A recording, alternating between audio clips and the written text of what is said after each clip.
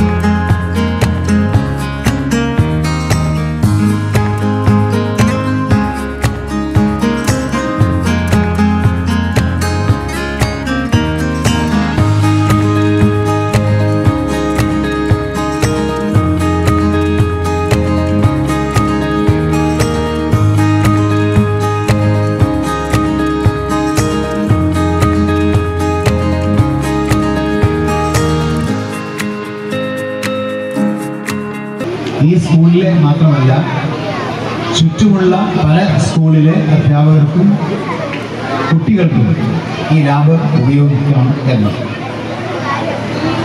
എങ്ങനെയാണ് ലാബ് ഉപയോഗിക്കേണ്ടത് എന്നുള്ളത് വളരെ പ്രധാനപ്പെട്ടതാണ്.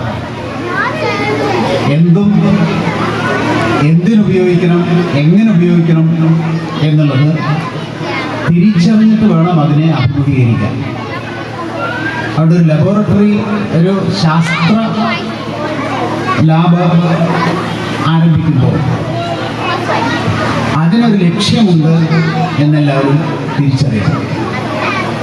അതിൽ പല ലക്ഷ്യങ്ങളുണ്ട്. ഒരു ക്ലാസ് ആണെങ്കിൽ മണിക്കൂറുകൾ എടുക്കാവുന്നതുണ്ട്. ഒരു പ്രധാനപ്പെട്ട കാര്യം മാത്രമാണ് സൂചിപ്പിക്കുന്നത്.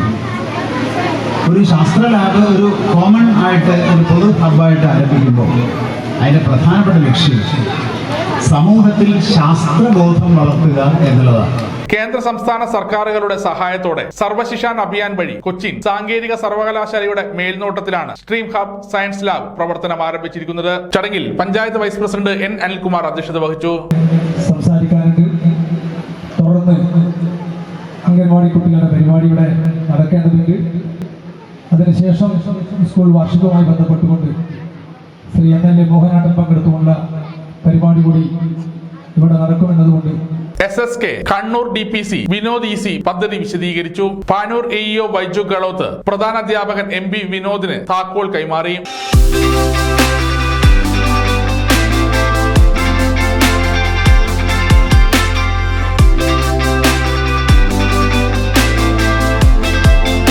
ചടങ്ങിന് ദിനേശൻ മഠത്തിൽ സ്വാഗതം പറഞ്ഞു. Doctor PK Sabith, Simi K, Abdul Muneer, Jayaraj Edathatta, Musthafa Muthuvana, TP Musthafa, Vishnukumar TP, Vinod Kumar MB എന്നിവർ സംബന്ധിച്ചു. 2 ക്ലാസ് മുറികൾ അടങ്ങിയ വിശാലമായ സ്ഥലത്താണ് ലാബ് പ്രവർത്തിക്കുന്നത്. കുട്ടികൾക്കും ഉപജില്ലയിലെ അധ്യാപകർക്കും പരിശീലനം നൽകുന്നതിനായാണ് സ്ട്രീം ലാബ് നിർമ്മിച്ചിട്ടുള്ളത്. സമഗ്ര ന്യൂസ്, പാനൂർ.